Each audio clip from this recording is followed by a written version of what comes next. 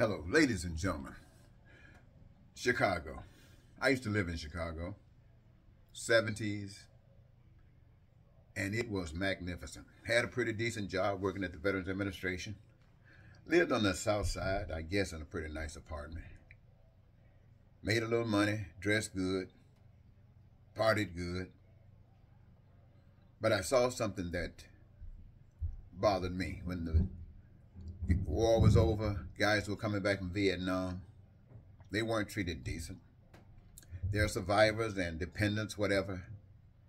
They were going through all kinds of changes. You can imagine that a lot of black guys went into the service, drafted or volunteered, trying to find a better way of life. Maybe get an education through the GI Bill, a business loan, or whatever might be available, maybe insurance. It was just one of those things, where you've had promises made and you had been hoping and you committed of yourselves. And to be honest, a lot of folks got some benefit out of it. Many didn't. But the bottom line is that Chicago was going through a lot of changes. And we know that the changes that they're going through now are not new. They were always there. The question might be, why? Why are they there? Well, the reasons that the problems are in Chicago, they're the same problems that exist in Oakland, California. They're the same problems that exist in New York City. They're the same problems that exist in Florida, Mississippi, Alabama. They're the same problems that exist everywhere. What is that? It's abuse from a system that was designed to mess over you. I want to say it was abuse of a system that was designed to over you. And it did it real well. I remember having left Chicago quite a few years, and I was married. My wife and my kids, we were traveling back through Chicago, and I wanted to stop at some of those hotels that I used to visit. I stayed away from those downtown hotels. They weren't for me. They were for people who make the big money. The big money. They were made for big money people because they cost so much.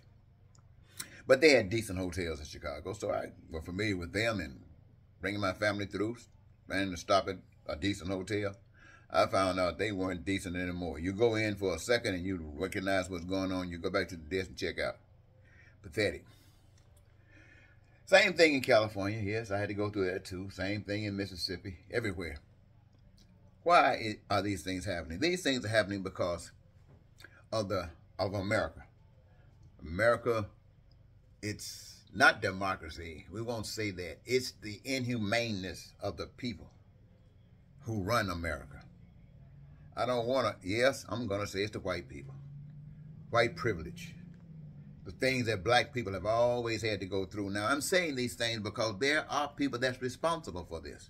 People who had the power in their hands to fix it, who didn't fix it.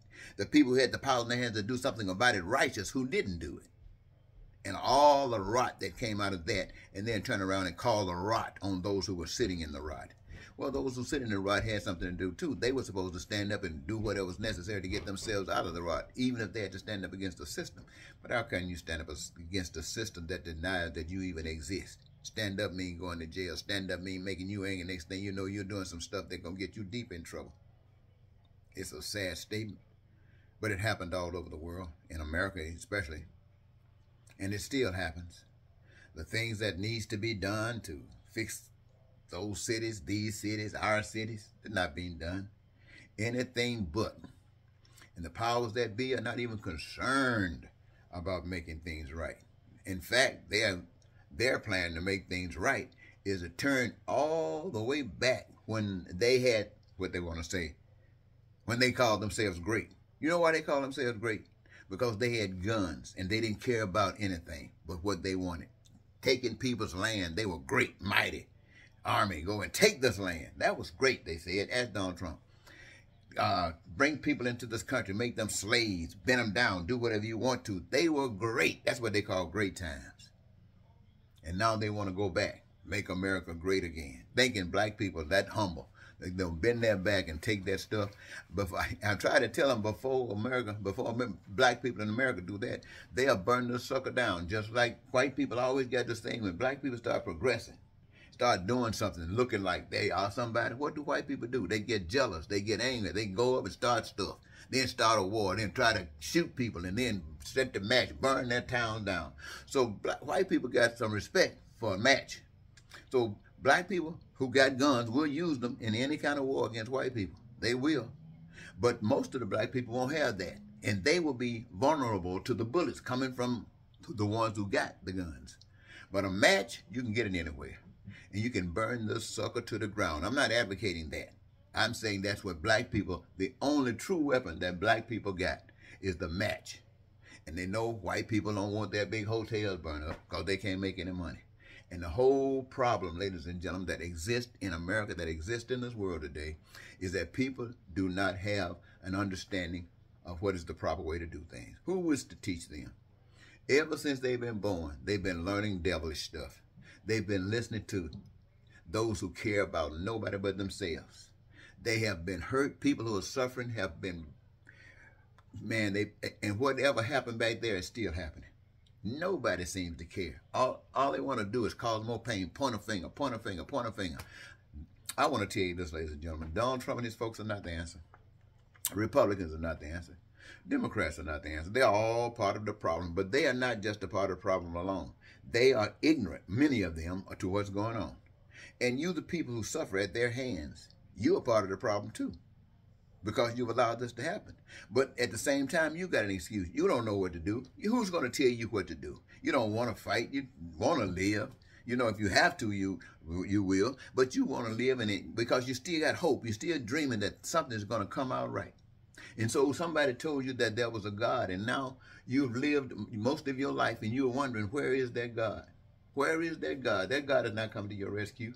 Your cities and streets and highways are streets all, what you call, potholes here, potholes there, buildings that's just left out there to rot, and all of this is around you.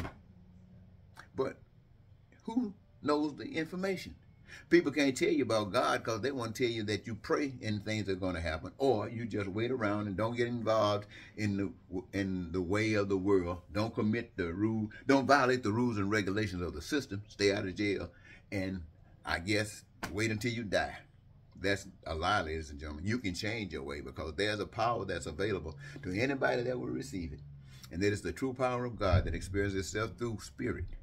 And in order to understand God's spirit, you got to want to know God. You got to humble yourself and say, well, nothing has worked for me.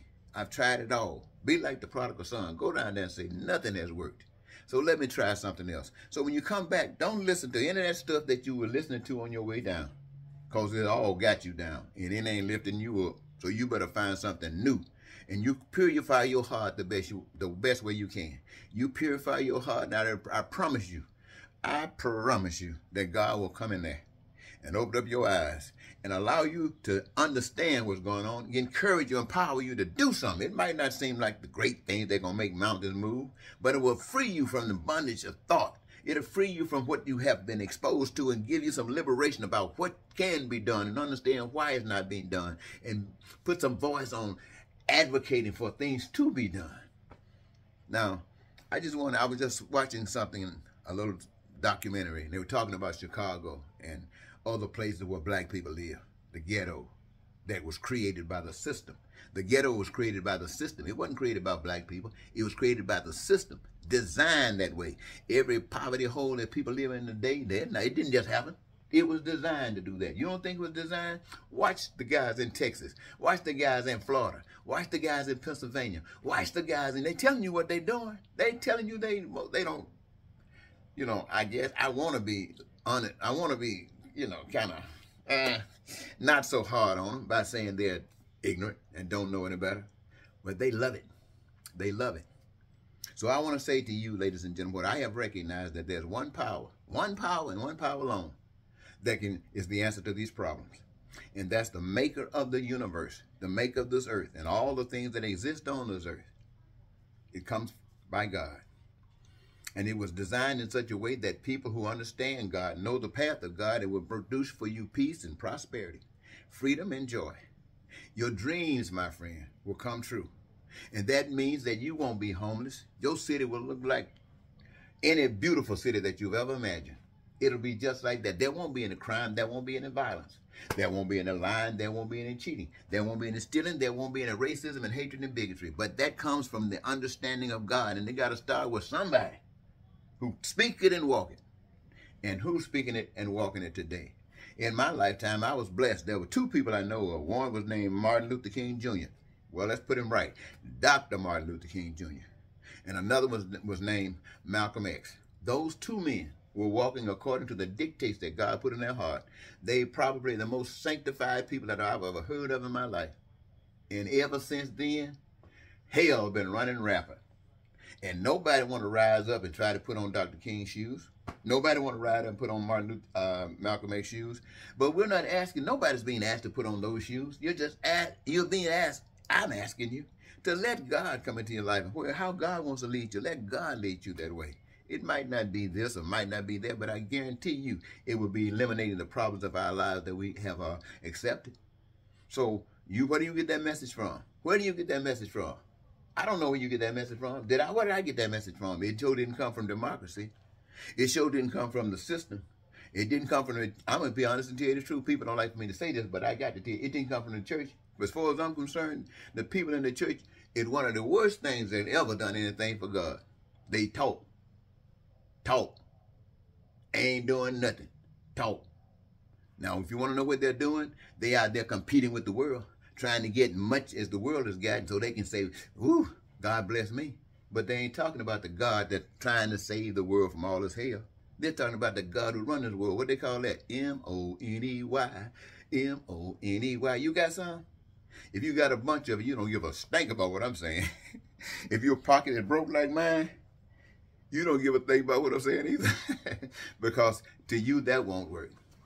I understand. I just thought I'd share this with you because I was given this moment to share it with you. And for whatever purpose, I hope it serves it. Until next time, Eddie Marcus saying goodbye for now.